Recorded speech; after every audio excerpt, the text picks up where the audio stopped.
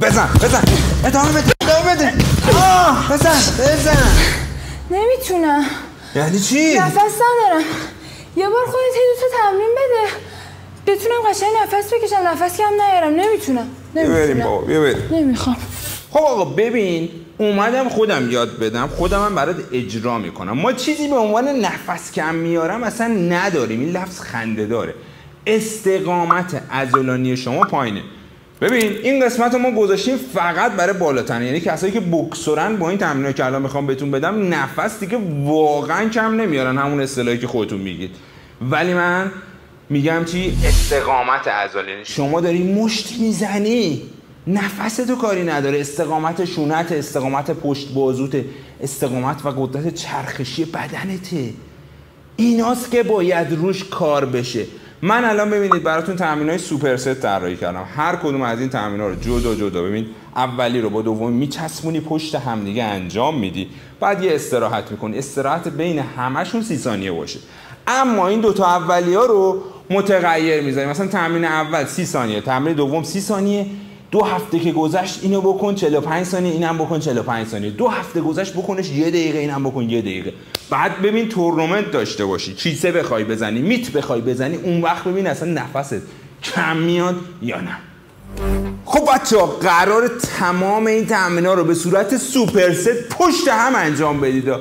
ببین قرار تاوان تمام برپی‌هایی که به این اون دادم و سرم در بیارن. اولین تمرین ما اوور استپ برپی. حالا استپ نداشتی هر چیزی میتونی بذاری زمین بپری، این ورانورش برپی بزنی.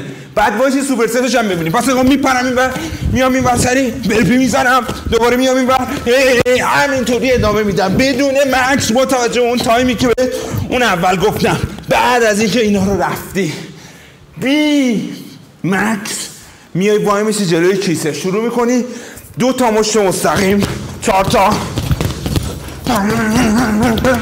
6 8 10 و بعد میای مشتای تعداد فرد رو میری، یعنی 1 2 3 4 5 1 2 3 4 5 6 7 اینجوری تا 9. این هرم رو میری بالا پایین. بعدش دیگه با این استپ هیچ کاری نداری.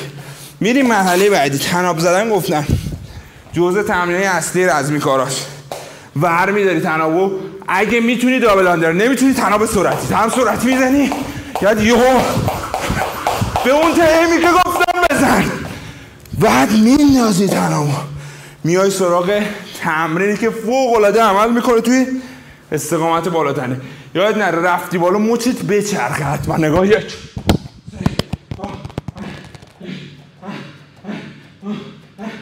و تمرین آخرمون میایم تو حالت اینچ ورم. نگاه کن، دونه دونه گام میذارم، میام اینجا شولدر تپ میکنم. نگاه 1 شولدر 2 شولدر، بعد تازه یه شنا میرم.